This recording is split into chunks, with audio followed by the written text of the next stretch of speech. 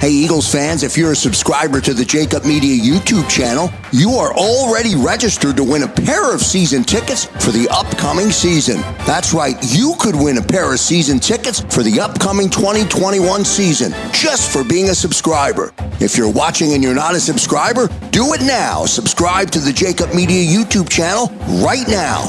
What do you need to do? Subscribe right now.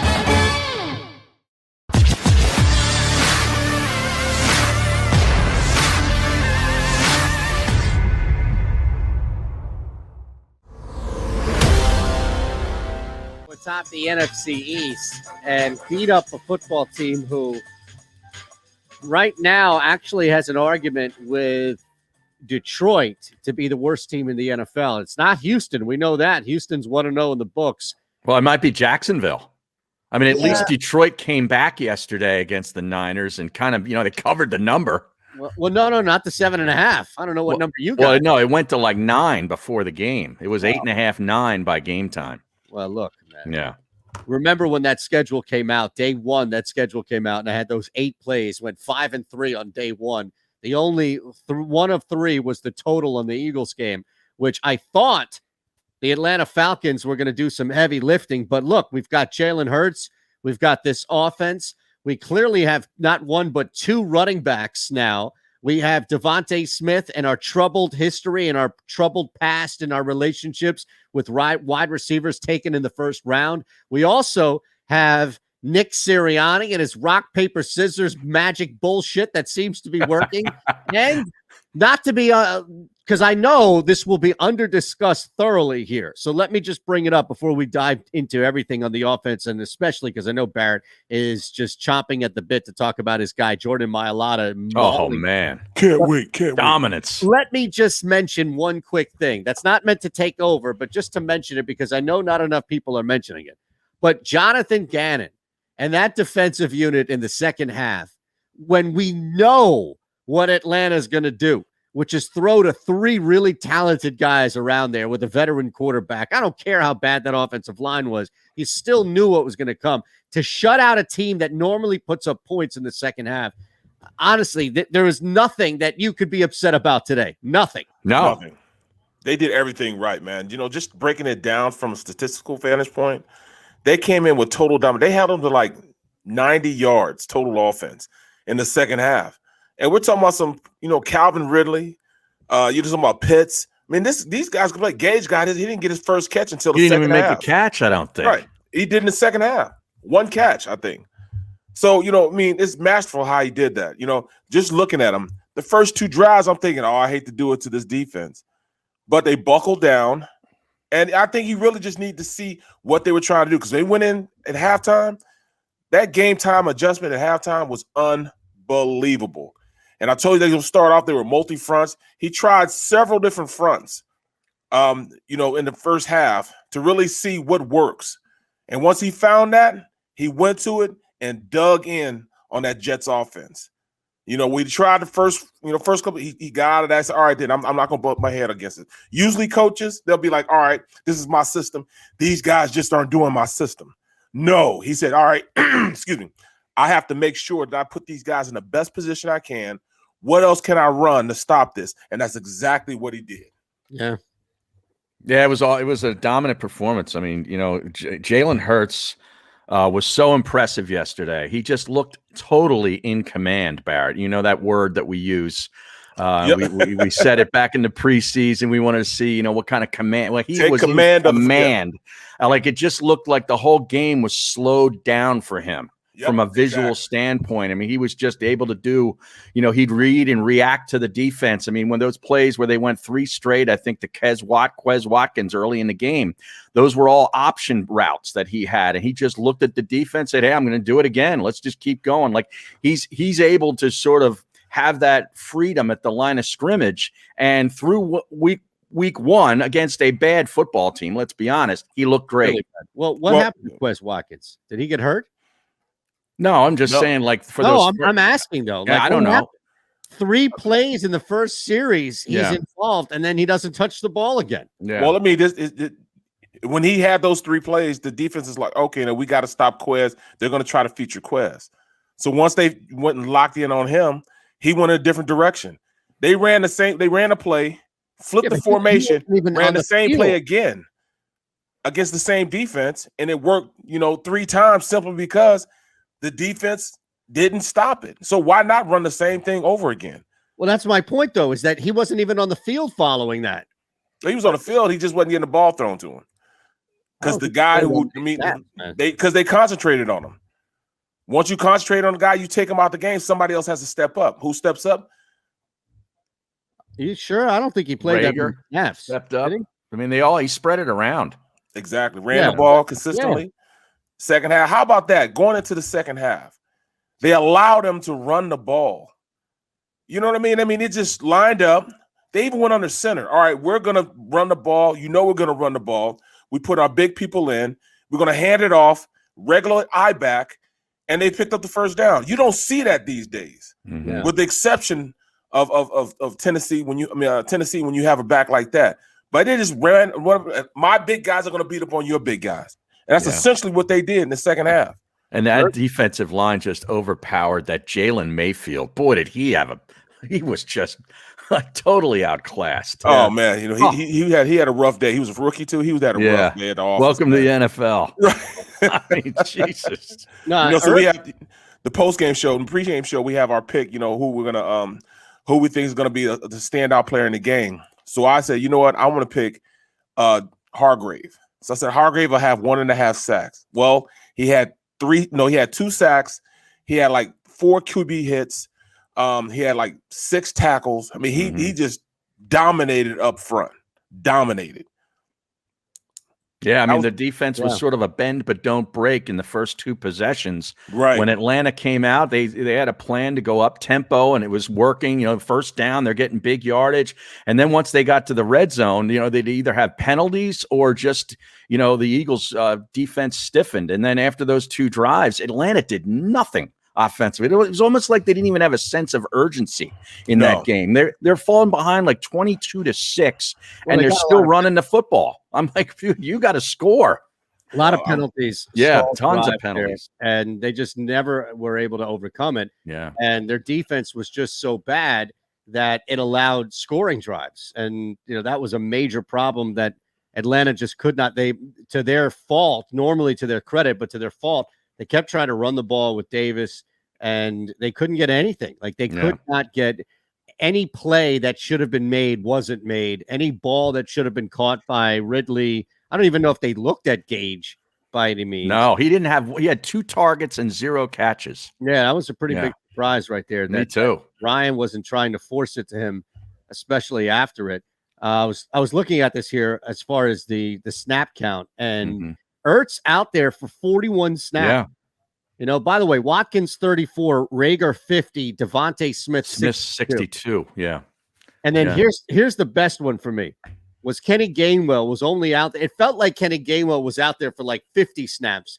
He was only out there for 25 snaps. You made him count. Well, that's what I mean. Like, it's kind of like a smaller version of Miles Sanders, right? Miles Sanders is out there for 47 plays, less than Jalen Reagor as a whole, right? Just in that range of kind of like Zach Ertz. Yeah. And yet look at the damage that Miles Sanders was able to do. Look at the damage that Kenny Gainwell, to a lesser extent, was able to do. Look, 71 snaps total. That's how many you had with Jalen Hurts, right? Yeah. And only 47 with Sanders, 25 with Gainwell. That's pretty impressive that both of these guys, Barrett and Harry, are able to maximize smaller snap counts, not like, a 65 bell cow type back. Right. There was one give to Gainwell that I didn't like. He's a little light in the ass. And they used a 4th and 2 with him up the middle. I'm like, this is not working. I hate to do it to that you. was not a good play. I hate to do it to you. No. Yeah, but you can't fault them. See, here's the thing. This was a big difference. Speaking of that play, and there were 2 plays that he went for it on 4th down. It never felt like any of the play calls were counter to the game flow. It felt like every call, right, Barrett? I mean, how often did we just go crazy last year and really to the last couple of years, because a play would come out of nowhere? Like, why are you where did that come from? Are you why is Jalen Hurts on the field right now? We don't need him right now. Exactly. Just and that's kind of what Hurts and Sirianni had a flow going. They did. There was a method to their madness, and that's what you want. He understood what was going on, mixing in the zone reads when it worked. I mean, he was masterful. It was masterful, and that's when early in the game those quick passes out there because they went in zone, and when you play zone, it's really hard to get a big play.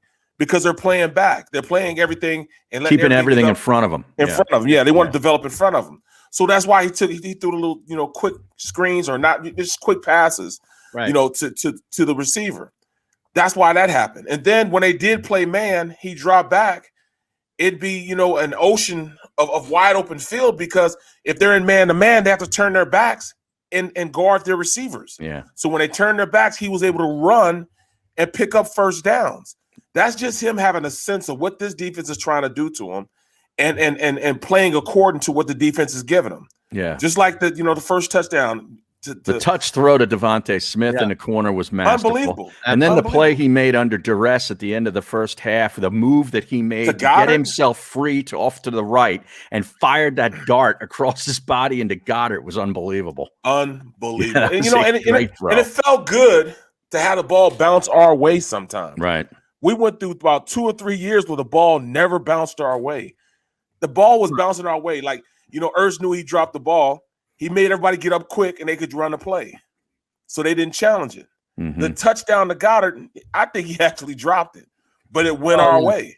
But that was the thing. You wouldn't be able to tell it. No, his hands were underneath it at least. Well, right. The shade of everything that you saw there, right? Like the replay, you couldn't tell where that ball hit. Right. You couldn't tell, but our luck was the past couple of years, it would have never happened for us. But I think it was either Olsen or Burkhart that pointed out, the thing is that the painting of the end zone kind of made it difficult to read if the ball moved or not. Right. Yeah. Well, that's the angle first, and then Burkhart filled it in with the shade part of it. Yeah. It was teams are starting to do that. Teams are starting to do that now. Receivers are starting to do this. They're wearing shoes that the bottom of the shoe is like white, and then the the black strip goes around, and then the shoe is black. So if they do step out of bounds, it looks like from the perspective of a camera that they're not stepping out of bounds because the black stripe shows black strip in between them, and those are little idiosyncrasies that people aren't realize that these guys are doing, try to gain every advantage that they can. Right. I mean, that's great how they, how they're going out and doing that. So it looks like when they run it down the sideline, they're actually in, but they're actually out because the strip shows that they're in. Mm-hmm. Just little things, man, in the game. Little things in the game, like Hurts, understanding, okay, what are they trying to do? They're trying to blitz us up the middle. Well, since they're blitzing us up the middle, let's get the ball out to our receivers. Let's get it to Quez Watkins quickly. Right, to the edges. The quick run game, this quick run game. Yeah. Then the touchdown with Smitty. And that's what he calling out Smitty. The touchdown to Smitty on that play. He was able to see that it was man because when Ertz went in motion, the guy that had him man to man went with him. Then when he went to go block down, he totally avoided the block, didn't give him any sense that, but that guy that's playing head up on Smith, he couldn't do anything because he thought he was getting blocked. And it put him all out of sorts, and that's why he was able to score on that play, man. And the screen to Reagor, man. I mean, how about the wheels on him? Yeah. Did you see the block that Mailata? Yeah, he just totally turfed that safety. Was it a safety, I think? Yeah. Who came up there? Oh, yeah. Yes, I hate to do it to you. I was just imagining Baldy's reaction when he saw that first on the film. Gushing, man. Gushing. He couldn't wait to do his Baldy's breakdown, bro. He can't wait to do it because Jordan that wasn't access to the film, right? You don't have access to the film. Not yet. I just watched it again. He did a breakdown on his Instagram already this morning of Mailata. Oh yeah. Now look here. Jordan Watch how he drops his hips. Yeah, he's just gushing. That's great. Did he? Oh, he did one already. Oh yeah. I was watching it. Man. Is he breaking the hips down? Yeah, he can do that because he has instant access to the film up at NFL Films. Look at the hand placement. Yeah, that's his job. Just shows up, drinks coffee, and breaks down hand and hip. That's crazy, man. Look at look at the agile feet and the hand placement. I mean, it's just you got to go watch it. He drops his ass. I can't wait to see it. He drops his ass. He was just totally dominating people the entire game. I say, if this is what $64 million gets you, Yeah. How about that? That's the other thing that happened over the weekend. He signed a big contract. Huge Really? contract. Oh yeah, 4 years, $64 million, and it could be worth more with incentives. Like 80, I think up to 80. Up to 80, and I think over 40 of it is guaranteed. 40, like Jordan 40, Mailata. 40 guaranteed. I mean, and they actually got him at a great rate. Yeah, a great rate because he's way better than Big V. If Big V got 5 years for $50 million, right? Well, it's just market, right? Like what the price is. What another guy is, right? Like right now, guys are making money. When was that Big V contract? 2 years ago. 2 years ago. Yeah, right. So we see that every time that it goes up, that goes up. That's why they're not paying Goddard, right? Because Goddard's still unsigned with this deal here. They don't want to pay him. Well, at this point, they got Jordan Mailata for a great deal because I tell you what, in 2 more years, it's better they sign him now because he'll make the Pro Bowl this year. Mm-hmm.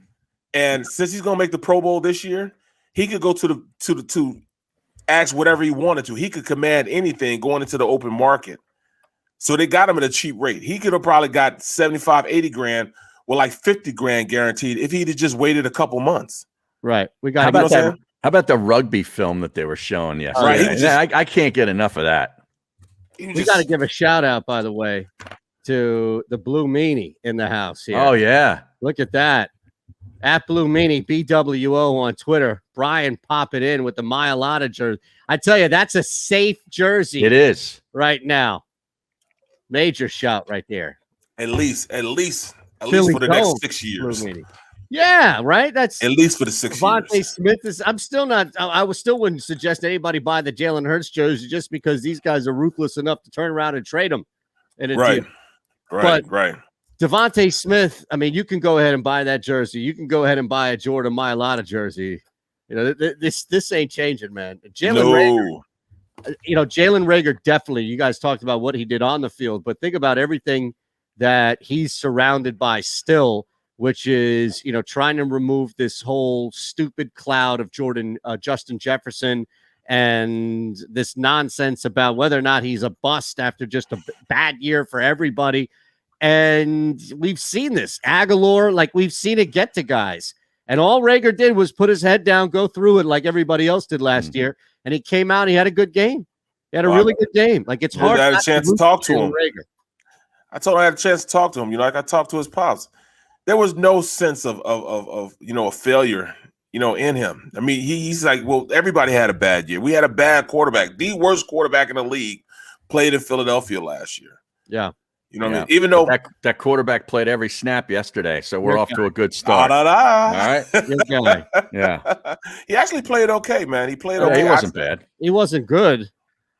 Well, he wasn't great, but he wasn't bad either. But there's so much to go through with yesterday. Like last night, why in the world is Matt Nagy still sticking with Andy Dalton? He offers nothing.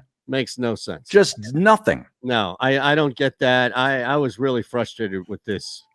It just makes zero sense that they're sticking this thing out because it's not like, here's the thing. What's Fields going to learn from Dalton? Not much. I mean, if you have, for example, okay, I'll give you a perfect real life example. Jameis Winston sitting behind Drew Brees in Drew Brees' final year was the best thing that ever happened to Jameis Winston, without a doubt. Like, no question. You can't sell me, right, Barrett? I mean, to see a professional like that practice and play, even if he can't throw the football 15 yards down the field anymore, you know exactly the benefit of it. What are you getting from Andy Dalton? Nothing. Really. There's no explosive playability with him. Well, but what are you learning from? You're just picking up bad habits. Well, and I don't mean like a guy. Look, I don't mean a bad habit in a guy like, he doesn't show up to work or anything like that bad habit. But I mean, like, what not to do on the field. Yeah. You see that read he just made? Don't do that. You know what I mean? Right. Well, it's like one of these. Wow. It's exactly one of the. Hey, don't do that. Don't follow. The exact opposite of that was Stafford's debut with his new coach. Oh man, they were going down the field all the time. They could run anything they want with Matthew Stafford, man. I mean, anything they want, man. Yeah. And that defense, dude, Jalen Ramsey, bro, what is he? because he's not human. What is he, man? To be that big and to can run, move his hips, guard guys like that, what the hell is he made of, bro? Is he bionic? Yeah. I thought, everybody's saying who's the best corner in the league? Jalen Ramsey by far. By far. He looked amazing yesterday, bro. Amazing yesterday. I mean, even in his run fits, coming up and making tackles on the run. He was probably salivating that Andy Dalton was the quarter. Oh, they're still going with him, huh? Oh, really? Okay. Let the kids stay out there. Let the kids stay on the bench. We're good. Right. What do we say about our Packers? Not. I tell you, I'm glad that wasn't on my TV. Waste of freaking time that we had talking about this. And Aaron Rodgers owes people in that city an apology. He held everybody hostage this entire offseason, right or wrong about what his stance was on Gutekunst and that football team. He held everybody hostage and didn't show up, didn't work. Oh, give me my Randall Cobb and all this other shit. He still hasn't shown up. And then what happens? They wasted everybody's time. Everybody's time. Let me tell you something. Aaron Rodgers does not want to be there. That is somebody we witnessed hate ball. You've heard of hero ball? Yeah. That was Carson Wentz hero ball. Hero ball. This was hate ball. This is I'm going to play so bad because I hate it here. I'm out. He just seemed very. I don't see what the upside of that is. Yeah. The upside is that he's burning the village down on his way out. Screw you and everybody else in there. He's leaving. He's been banished. And he's salting the field so nobody else can grow anything on his way out. And what's with the Jared Leto? That's great knowledge by you, man. That's great knowledge by you. Salting the fields. People don't know what that is. That's when you put out salt so you can't grow crops on it. Right, you just lay, a barren wasteland as you leave and go. Armies used to do that. Yeah, see? That's what I'm saying, man. It's all about the sabotage here. No, that ticket is cooked. Absolutely cooked. He's basically telling everybody to relax already. Week 2. It was only one game. Every team lost in the NFC North. Well, you know the what? The whole division's 0-0 for. He's the one that can say that, though. I will tell you this. Now, he may say, all right, just forget about it. That's just one game. And he come back and just rip it up. He's done that before. Yeah. We've seen him do that before. He can make a point like, all right, you guys think that I'm not worth it? All right, let me show you. Watch how disinterested I am in this first game. Watch how bad we'll be without me. Okay. Yeah. See what happens. Then he turns around and just rips the league up after that. He looks like a lead singer in a 30 Seconds to Mars cover band. Yeah, man, I'm telling you. Jared Leto or whatever his name is. That's what he looked like last night. He looked like Kevin Kincaid without family responsibilities. Right, not at the hospital holding his newborn, right? No, he looked like if that alternate that whatever that movie is where this could have been your life if you made these decisions, Like that's what he looks like. He looks like Kincaid still playing drums for some Boyertown metal band, right? Yeah. Where he's traveling around the region, not the country, and he's all brutalized up, like his face is all banged up from all the blow and everything else. Like Rodgers looked a mess. He looks like he just got back from Burning Man. Seriously, yes. To me, he looks like he should be on the show 30 Rock or something like that. You know what I mean? Like a hippie / all right, I'm just gonna live my life wherever the hell I want to do type look to him. You know what I mean? 30 Rock kind of guy. But like I said, watch what happens this next week. He's gonna rip it up.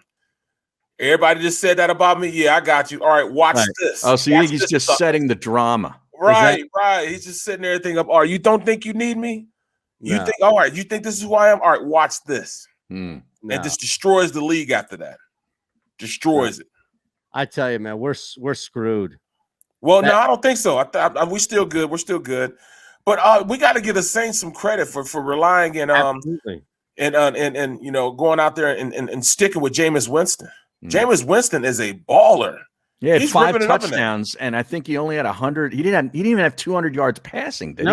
No. That's the thing.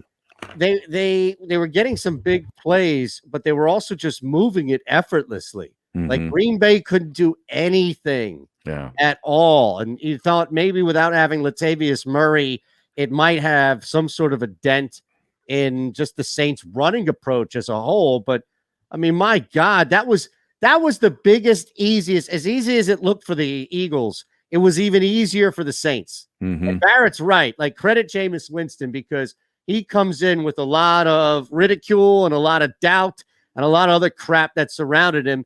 He played his ass off. Well, he also has that specter of that other quarterback, hanging over him, for the offseason too. Like they were going to go with the running quarterback. He's Hill, Taysom Hill. Yeah, Taysom Hill is not a quarterback. No, Taysom he's like Hill, a fullback. Right. They tried to make a comparison. They tried to make a comparison of him and Hurts. That's not even close. No. Yeah. Hurts is a quarterback. Taysom Hill is an athlete. Packers are at home next week against the Lions, by the way, on Monday night. Yeah, and I tell you, I'm not. They may score 100 points on them. I would not touch them at all. By the way, what? Yeah, Detroit. You don't think so? No, because of what we saw with Detroit and that Niners game. Like Jared Goff didn't play poorly. No, he didn't. One interception, and they're going to throw the ball to Swift a ton out of the backfield and get him involved. Point being is that I wouldn't assume that a game's over against Detroit, because Detroit, your boy Dan Campbell had these guys playing in the second half. He's fighting off kneecaps up there in Detroit. Dan Campbell. Come on, that's your guy. You were the one defending him this whole offseason. Absolutely. They're gonna fight, man. That's one thing. They don't have any talent. They don't have any talent, but they're gonna fight, man. And that's what you want. No, I don't. They got a good tight end. That Hawkinson guy's good. Oh, he's been good. Yeah, this is the breakout year for him. All right. Is it an Iowa guy? Yes, he's another Iowa tight end. Yeah. Speaking of which, I gave you Iowa before the weekend began. Hopefully you jumped on that. Iowa. That was a great pick by you. Yeah. Iowa's legit. I felt really bad, really bad for Barrett. I admittedly did not watch the game, but I looked up at the scoreboard, and at one point, Harry, it was 66-0. That's what the score was, 66-0. Can you imagine trying to talk through a game? Oh, West Virginia? Yeah. Oh, yeah. And 66-0. I've seen that school that they played called 3 different things in 3 different websites. What? Okay, it's Long Island University, CW Post in one, and then something else that began with a B. LIU Brooklyn. What is it? LIU Brooklyn? The LIU Sharks. Right. Are they like that high school team that's a fraud that was playing all these big time schools? I bet they're not even really a college football team. Well, they've only been a serious Division I school for 3 years. So like North Dakota, made up football team. They're just going around getting their asses kicked, getting checks. That's it. That's what they're doing. They go in and they play these big time schools just to get the payday. Yep, right. But then when they get in their league, I think they'll be a lot better in their league, because it was as though, yes, West Virginia blew them out. Like the first play of the game, they kicked off, they ran a kickoff back. West Virginia ran a kickoff back. I mean, game over. You should have just said right then and there, Barrett. Game over. This is over. This is what I did. I looked at my play-by-play guy down like this. Da. Yeah. That's what this game is going to be. But they couldn't run the ball against them. And what made it interesting, because West Virginia made it a point, because they had just lost to Maryland. Yes. And they wanted to be a more physical team up front. They wanted to dictate tempo and run the ball on this team. So let's bully a Division III school. Oh my God. Gettysburg had beat Long Island 2 weeks ago. Right. But the only thing is, they couldn't bully them. They could not beat them up front. They could not move the rock on them on the ground. Their best player is Brown, Letty Brown. And he had like -1 yard going into halftime. Yep. So the coach was pissed off. They were blowing them out, but it wasn't like they did what they said they were going to do. You know how you have an objective, even though you won the game, but you did not play through the objective that you wanted. They didn't do that. They didn't bully them up front. In fact, LIU's defensive line controlled the line of scrimmage. Right. Controlled it. Right. So they were pissed off about it, even though they won 66-0. There wasn't really a lot of jumping up, high-fiving and everything at the end of the game. Yeah, you're not storming the field after you're beating CW Post. I hope not. All right, we got to take a quick one here. We're back. Make sure, as we see new people popping in, you smash away, hit that thumbs up button, that like button. You're subscribed to the JAKIB Media YouTube page, and you hit the notification bell so you don't have to walk in 28 minutes late on the show. We're back in